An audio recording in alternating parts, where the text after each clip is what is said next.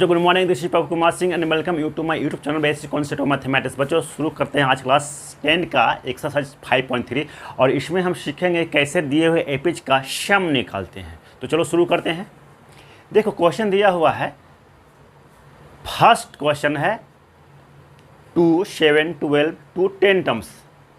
This is an AP. यह एक arithmetic progression है जिसका फर्स्ट टर्म 2 है, सेकेंड टर्म 7 है, थर्ड टर्म 12 है एंड इसी तरीके से हमें 10 टर्म्स का सम निकालना है। तो देखो कैसे से सॉल्व करते हैं।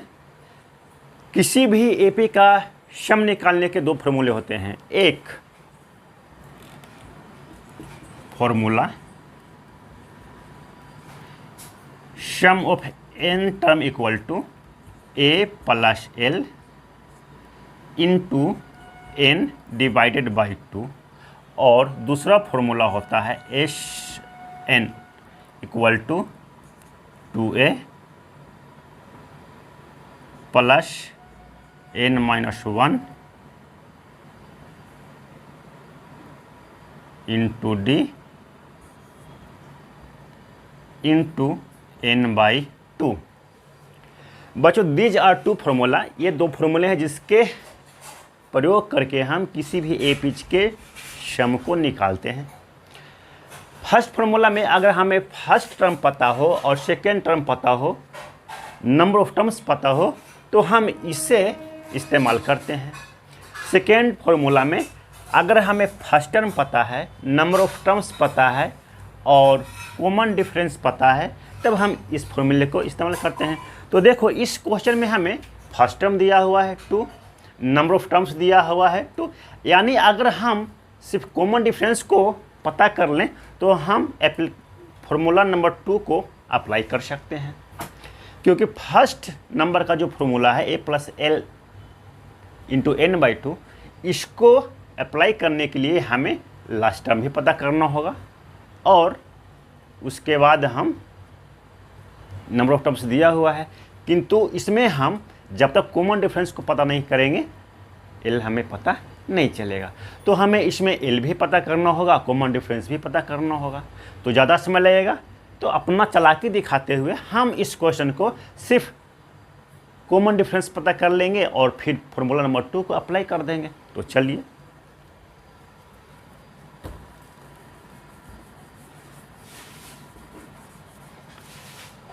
Solution for question number 1।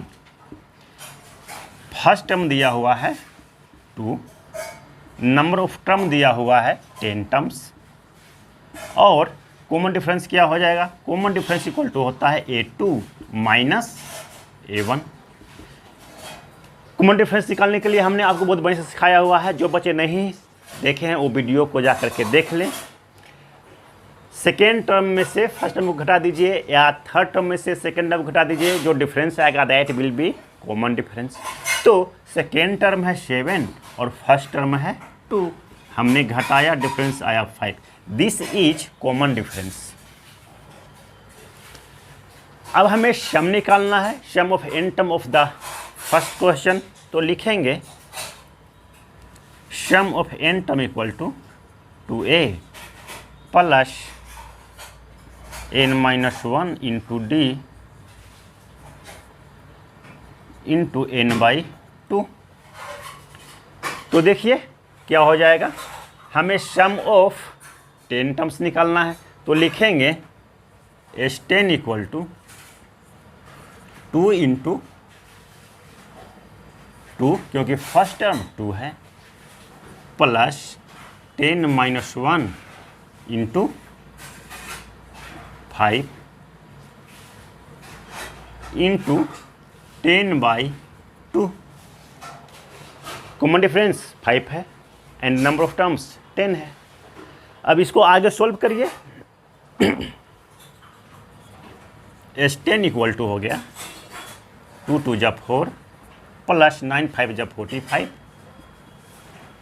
Into 10/2। इसको आगे जब सॉल्व करेंगे तो क्या हो जाएगा? 49 इंटू 10/2 और इसको जब सॉल्व करेंगे तो आएगा 245। बच्चों, sum of 10 term of the first question is 245। This is your answer. अब हम क्वेश्चन नंबर 2 को सॉल्व करते हैं।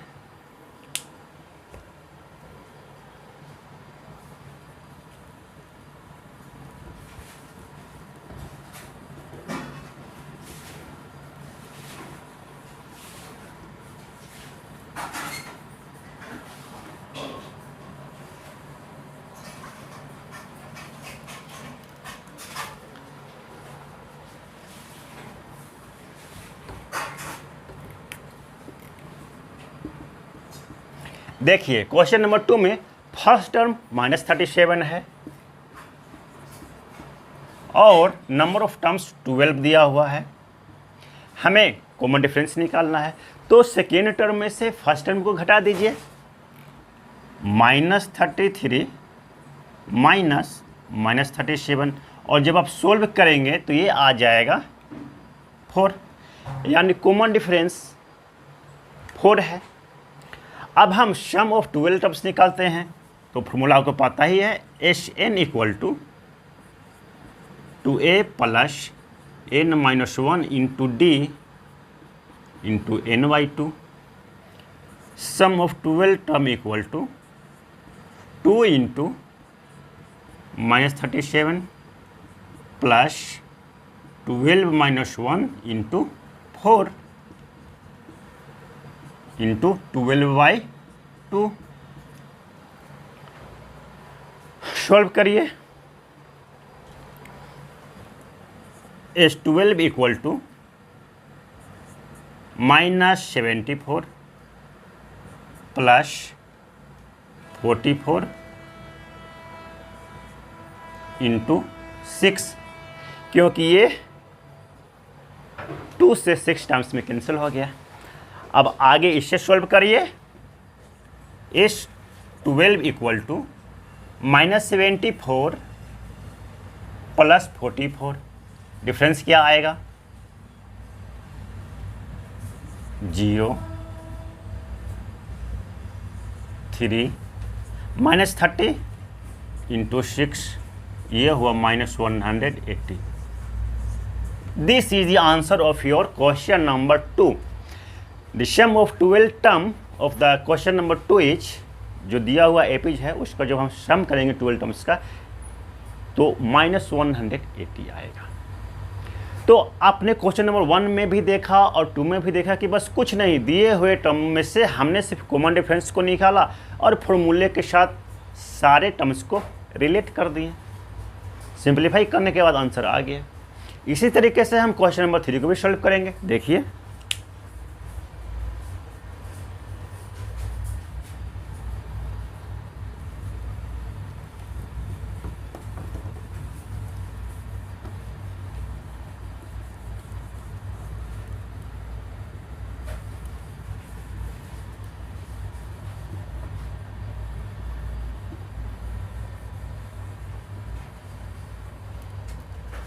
क्वेश्चन नंबर 3 में देखो, फर्स्ट टर्म 0.6 है, सेकेंड टर्म 1.7 है, तो लिखते हैं 0.6। नंबर ऑफ टर्म्स कितना दिया हुआ है? 100। हमें यहाँ पर 100 टर्म्स का सम निकालना है, तो नंबर ऑफ टर्म्स हो गया 100। कॉमन डिफरेंस क्या आएगा? Second term minus first term या third term minus second term. पिछले 2 क्वेश्चन में हमने सेकेंड टर्म में से फर्स्ट टर्म घटाया, चलो इस बार हम थर्ड टर्म में से सेकेंड टर्म को घटाते हैं। 2.8 minus 1.7 equal to 1.1। This is the common difference of the given AP. Very good. अब हमें सम ऑफ 100 टर्म्स निकालना है, तो देखो, we know that sum of n term equal to 2a plus n-1 into d into n/2। तो sum of 100 terms हमें निकालना है। 2 इंटू 0.6 प्लस 100 - 1 इंटू 1.1 ब्रैकेट बंद और 100/2। इसको सोल्व करें तो क्या आएगा 1.2 प्लस 99 इंटू 1.1 इंटू 50, क्योंकि 2 कैंसिल हो जाएगा और 100 बन जाएगा 50। इसे फर्दर सोल्व करो तो S100 इक्वल टू हो जाएगा 1.2 प्लस 11 9 या 99, 99 प्लस 9 108, और एक अंक के बाद डेसिमल डाल दो तो 108.9 इंटू 50 आया। जब इसको सोल्व करेंगे तो क्या हो जाएगा sum of 100 terms equal to 110.1 into 50, तो sum of 100 term equal to आ जाएगा, मल्टीप्लाई कर दो 51 जा 50, 0 तो 5 आ गया, 51 जा 50 और 51 जा 50 कैरी किया 5, वो जोड़ दो तो हो जाएगा 55। अब एक अंक के बाद इसमें लगा दिया तो ये आया 5505। This is the answer of your question number 3। बच्चों क्वेश्चन नंबर 3 में भी देखो हमारा फर्स्ट टर्म दिया हुआ है, नंबर ऑफ टर्म्स दिया हुआ है, हमने सिंपली कॉमन डिफरेंस को निकाला और फॉर्मूले के साथ सारे टर्म्स को कनेक्ट कर दिए, फिर हमने उसे सिंप्लीफाई कर दिया। जो सिंप्लीफाई करने के बाद आया that is the sum of the given A pitch. उम्मीद करता हूँ कि यह क्वेश्चन आपको बढ़िया से समझ में आ गया होगा। मैं अपने वीडियो को यहीं पे समाप्त करता हूँ, मिलेंगे अगले वीडियो में।